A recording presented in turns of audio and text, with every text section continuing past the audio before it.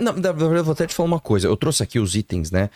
Exatamente os itens da PEC, o que muda, o que não muda. Mas eu vou te dizer que você nem precisa ser bem articulado. Eu vou dar um exemplo pra você. O Glauber Braga não é bem articulado. O Glauber Braga é um cara que briga com todo mundo. Briga com todo mundo lá na Câmara. Ele não foi cassado mesmo que tendo agredido um menino do MBL. Por quê? Porque ninguém quer quebrar o corporativo. Ninguém quer pegar e falar assim... Se a gente caça com ele, exato. A gente aqui dá punições pesadas para as pessoas. Eles não querem cruzar essa linha. Eu vou dar um exemplo para você. Desde 1988 até exatamente 2001, você teve a necessidade de pedir ao Congresso autorização para prender alguém. Foram mais de 250 pedidos de autorização. Só um foi autorizado. Então você não precisa pensar, vamos imaginar o que vai acontecer no futuro? Você não precisa imaginar. É só você olhar o passado. Só para explicar para vocês o que é a PEC da blindagem. A PEC da blindagem, eu tenho os itens aqui que elas mudam. Entre várias coisas, para mim, a talvez que seja mais grave é o seguinte. Todas as vezes que você for processar um deputado, inclusive um deputado federal, senador ou um deputado estadual, isso vai ser ampliado também para deputados estaduais, não só em coisas relativas ao seu mandato, mas em processos civis. Então, é literalmente isso daqui, cara. Se eu sou deputado e eu venho aqui, quebro o seu podcast, dou um tapa na sua cara porque eu não gosto de você, pra você me processar, você precisa de autorização dos meus colegas. Você acredita nisso, cara? Mas nunca vai rolar isso, cara. Cara, se você... Ó, se eu sou deputado e eu chuto uma criança na rua, eu não estou brincando. Pra mãe me processar, ela tem que ir na minha casa... Se eu sou um deputado estadual ou federal, ela tem que ir na casa em que eu trabalho, pedir autorização para os meus colegas para poder me processar. Dá para entender isso? Eles vão ter até 90 dias, né? E outra, votação secreta. Votação secreta. Putz. Assim, gente, aí, vamos lá. A gente tá querendo discutir já essa prerrogativa que o político tem que é o... Que já tem. Do foro privilegiado. Do foro privilegiado. Isso nunca foi votado? Isso, eu vou te dizer uma coisa. O foro privilegiado... Isso aqui, vamos lá, gente. Vamos entender as nuances, porque isso não é tão simples aqui. Explica a diferença disso pro foro privilegiado. O foro privilegiado funciona o seguinte. O foro privilegiado, por si só, é o foro por prerrogativa de função, ele não é uma ideia ruim, por incrível que pareça. O que é o foro privilegiado? O foro privilegiado é o seguinte. Se eu tenho uma atuação política na minha cidade, no meu estado, se eu tenho uma atuação política no Brasil, eu não posso estar à mercê de todos os cidadãos saírem me processando por conta da minha atuação política. Então se cria uma figura que é o seguinte: se você é um deputado federal, você só pode ser julgado pelo STF. A ideia não é ruim. O problema é que no Brasil, como você tem um STF que faz parte do sistema judiciário, ou seja, aqui no Brasil a nossa Suprema Corte, em vez dela julgar só lei, em vez de ela julgar o que é o que não é constitucional, ela julga caso concreto. Então, por exemplo, se eu, sei lá, tenho uma briga com você, recorro, perco de novo e eu tenho muita grana, eu contrato um escritório de uma esposa de ministro, de um advogado tipo Cacai. O Cacai, pra você ter uma ideia, só pra você ter uma ideia, um exemplo do Brasil, tá? Nas casas legislativas e no Supremo Tribunal Federal, você não pode entrar sem a roupa adequada. Você tem que estar de terno, gravado certinho. O Cacai entrou de bermuda no STF. Como quem diz, mano, eu mando aqui. Isso é uma peça de propaganda. Tipo assim, você tá com um problema? Me contrata que eu tenho acesso aos caras. E aí ele cobra o que ele quiser. Então, se você tem muita grana, você consegue recorrer e ir ao STF. Neste caso, onde você tem uma Suprema Corte que julga caso concreto, você tem um bolo de coisa para julgar. Então o ministro pode pegar o que verdadeiramente importa, um caso, por exemplo, do Maluf, um caso do Lindbergh Faria, um caso da Gleisi Hoffmann, um caso do Aécio Neves, que também são os recordistas de inquérito no STF. Ele pede vistas do processo e, diferente de todas as outras casas onde a vista tem prazo, você não tem prazo. Então eu sou ministro, nós vamos votar se o deputado fulano de tal, ele vai ser preso ou não, nós vamos julgar esse caso. Eu quero vistas do processo do fulano, beleza. Pego aqui e escondo ele. Então o problema do Brasil é que a estrutura está toda errada. Então até uma ideia que é boa, que é o foro privilegiado, passa a ser ruim. Então vamos acabar com o foro privilegiado. Aqui é o contrário. Aqui não só a gente vai dar mais uma instância pro cara ser proibido de ser processado, que é a casa onde ele trabalha, como também nós vamos dar foro privilegiado para presidente de partido. Então, se você é o Valdemar da Costa Neto, você é dono do maior partido do Brasil, que é o PL. Vamos lembrar, pessoal, o Valdemar da Costa Neto foi preso no esquema do mensalão. Tem uma foto dele com o Zé Dirceu na prisão, cara. Este cara é dono do maior partido de direita do Brasil. Este cara, hoje, se essa PEC passa, ele passa a ter foro privilegiado, cara. Mano. Como que pode a direita olhar pro Nicolas, do vagabundo Nicolas, e falar, não, ele tá me protegendo do STF. Não, ele não tá. Ele está servindo ao Valdemar da Costa Neto e todos os políticos do Centrão que vão se beneficiar, tá, de um sistema que não vai deixar que ele seja processado. É isso. E aí, Igor? Cara, eu acho que, primeiro de tudo, a gente precisa lembrar sobre o que é tudo isso daqui, sabe? Tipo, quando a gente, por teoria, elege os nossos representantes, a gente tá buscando alguém que represente os nossos interesses. Hoje em dia, parece que essa situação se inverteu. A gente hoje, como população, representa os interesses dos parlamentares, dos deputados. Ou seja, mesmo que uma parte da população tenha compreensão que esse projeto prejudica a gente como eleitor, a gente tá aceitando aquilo porque entende que é, tipo assim, um preço amargo contra a ditadura do STF. E aí, o que eu acho que é um grande problema disso? É quando a gente mistura ferramenta com o uso dessa ferramenta. Então, por exemplo, lá em Fortaleza, eu tinha amigos que falavam abertamente que queriam o fim da polícia. Por que você quer o fim da polícia? O cara falava assim, cara, só serve pra prender preto e pobre. E aí o cara queria o fim da instituição que garantiria a segurança dele, basicamente porque a aplicação dessa ferramenta era uma aplicação que ele entendia que era uma aplicação política, que não resolvia. Então como que a gente faz? A gente vai melhorar essa ferramenta? Não. Abole a polícia, porque da forma que ela está sendo usada, não está atendendo o que eu acredito que é o justo, certo? O argumento que as pessoas estão utilizando hoje para defender a ferramenta que é a PEC da blindagem, basicamente é o mesmo. É dizer assim, cara, mas hoje só está sendo utilizado para perseguir pessoas de direita. E aí, beleza, aí você vai mudar a lei, porque a PEC vai mudar a lei. Há quanto tempo a gente vai viver num país onde vai ter um grupo de pessoas que vão poder cometer crime e que a punição pelos seus crimes vai depender da sua articulação política? O que precisa acontecer pra gente ver, tipo, o pessoal todo do mensalão que foi preso, a gente presenciou a galera, tipo, políticos que a gente já acreditava que estava no sistema há muito tempo, que ninguém ia tirar de lá, mas a gente viu as pessoas sendo de fato presas. Aí agora, porque a ferramenta tá sendo mal utilizada, a nossa resposta é, então abole logo essa ferramenta de uma vez. Isso não faz o menor sentido. Em que pé que a gente tá? Então, e aí vem uma parte importante que é pra você entender. Eu queria falar o seguinte, só mencionar exatamente o que a PEC muda, para depois a gente ver em que pé que ela está, porque nós ainda temos uma esperança. E aí eu vou explicar para você o que eu acho que vai acontecer e assim, é muito triste, tá? Em primeiro lugar, é o seguinte, essa PEC, ela faz algumas mudanças no artigo 14 da Constituição Federal, que ela basicamente anula os efeitos da Lei Ficha Limpa. Tá?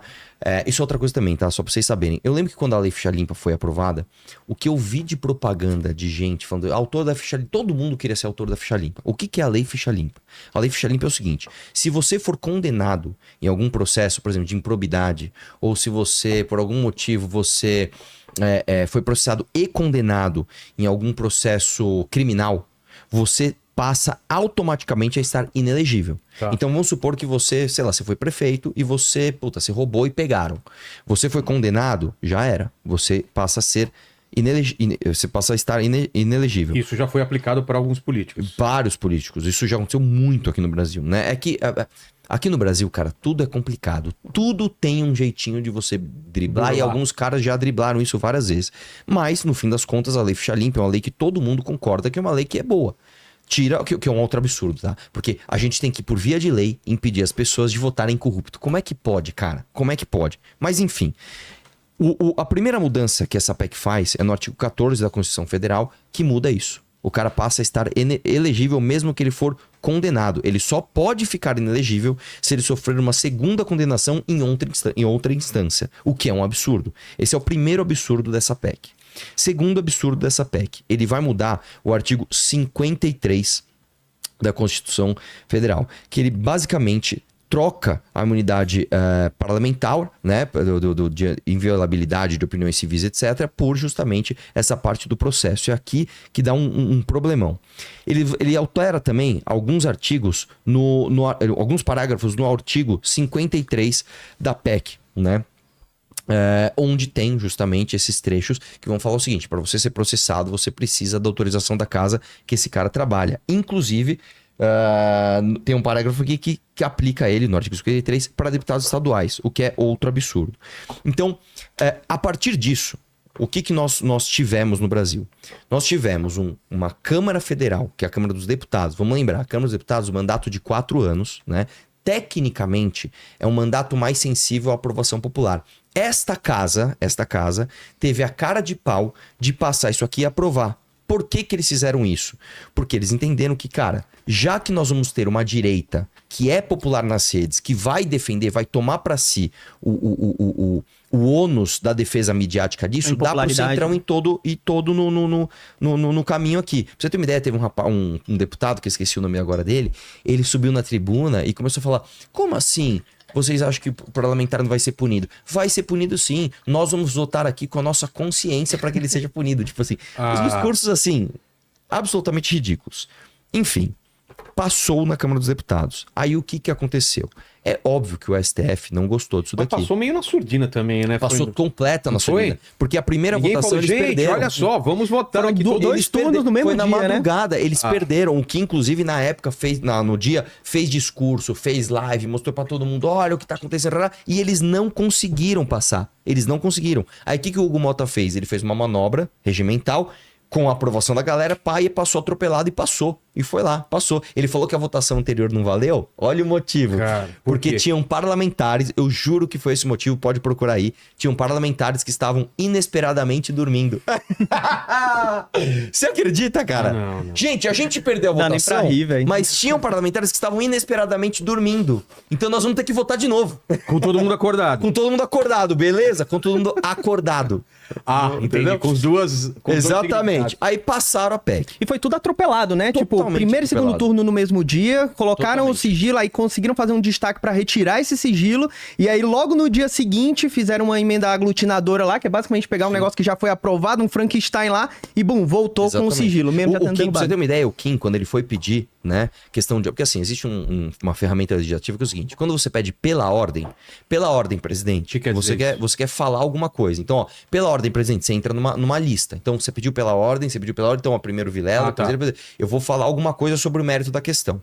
Se eu peço questão de ordem, é diferente. Questão de ordem é o seguinte: você vai interromper o que está acontecendo, porque de alguma forma você enxergou que aquilo está contra o regimento. Então, questão de ordem, presidente. De acordo com o regimento no parágrafo tal, o Vilela não pode estar segurando um copo quando ele vai fazer a votação. E ele estava segurando o copo. Tá. Aí, ó, alguma coisa que inviabiliza a parada. Por que você faz pela questão de ordem? Se você faz uma questão de ordem que ela é pertinente e o presidente atropela, você consegue judicializar isso depois. Então eu faço, ó, questão de ordem, presidente. O Vilela não pode segurar o copo enquanto ele vota. Aí o presidente atropelou e você votou. Eu posso ir no STF e falar: STF, ó, o regimento diz que ele não podia estar segurando. Eu apontei isso e atropelaram. Então realmente volta tudo. Você pode judicializar. Pra você ter uma ideia, o Hugo Mota, ele silenciou o microfone do Kim. O Kim foi falar, ele cortou o microfone. O Kim, que isso, presidente? Que isso? Cortou e atropelou e foi. E passou. Em que PEC estamos? E essa é a parte aqui que é um pouquinho mais complicada. Essa PEC agora ela vai para aprovação do Senado. O que acontece? A maior parte dos senadores, entendam só, tem mandato de 8 anos. Então, assim, quais são as etapas? Foi aprovado aqui. PEC não tem sanção ao veto de presidente. Não tem? Não, é diferente de um projeto de lei. O projeto de lei, ele passa na Câmara, ele passa no Senado ou o contrário. Se às vezes o Senado, por exemplo, o Senado pode vir do Senado, aí vai na Câmara. Ou alterou muito, volta pro Senado e assim por diante, beleza. Ele vai pra sanção ao veto do presidente. Isso é projeto de lei. PEC é emenda à Constituição.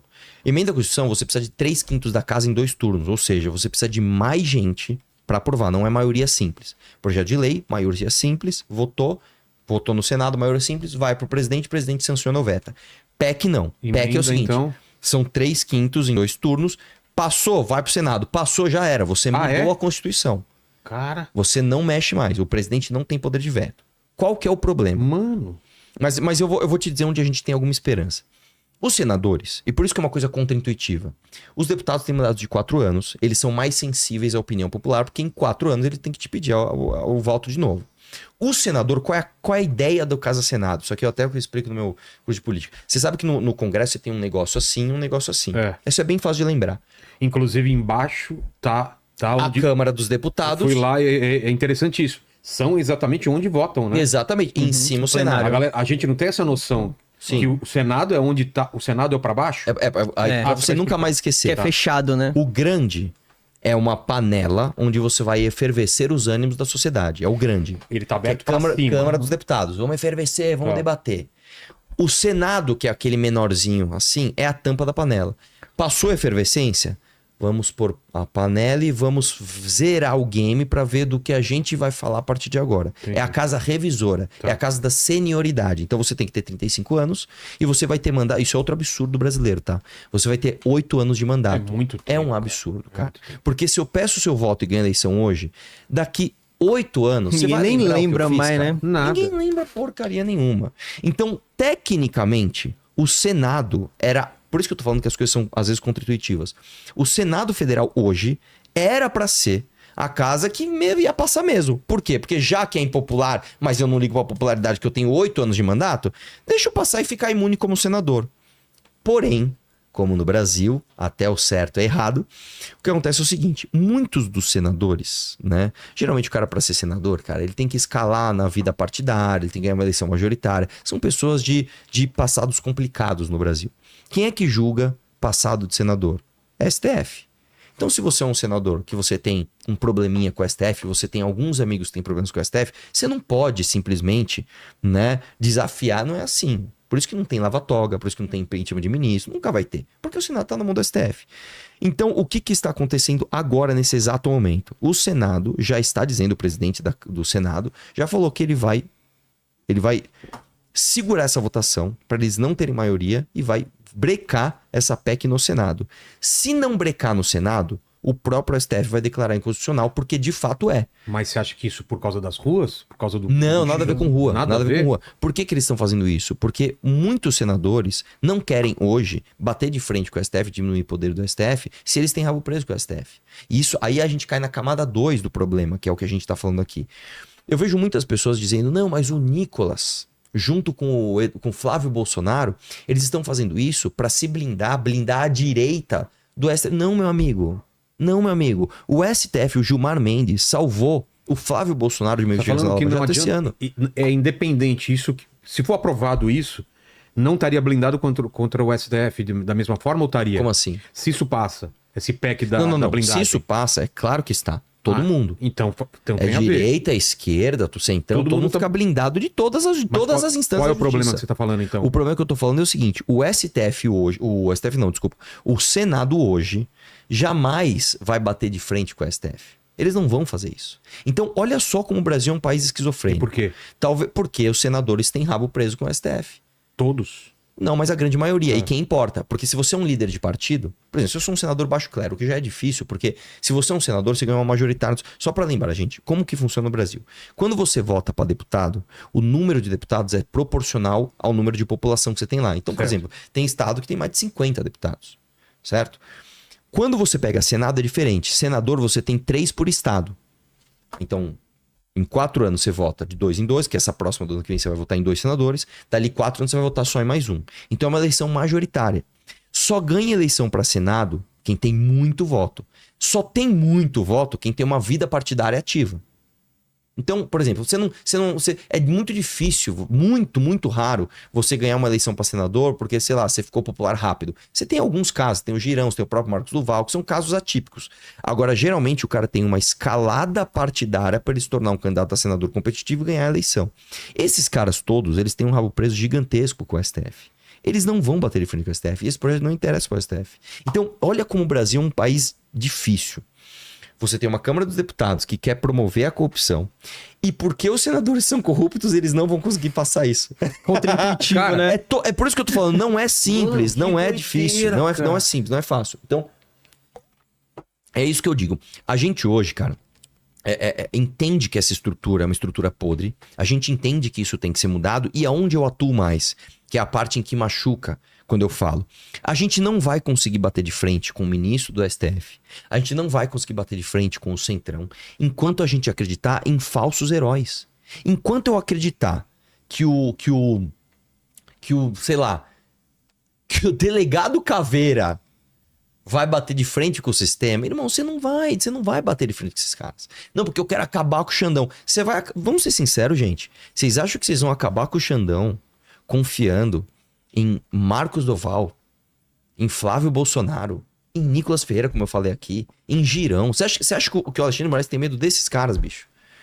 Entendeu? Então, a gente conta isso e as pessoas ficam magoadas, porque a notícia não é boa. Gostou do vídeo? Para mais vídeos como esse, se inscreva no canal Inevitável Cortes. Deixe o like, comente abaixo o que achou, vire membro do canal por apenas R$ 3,99 e tenha acesso a benefícios exclusivos. Te vejo no próximo vídeo.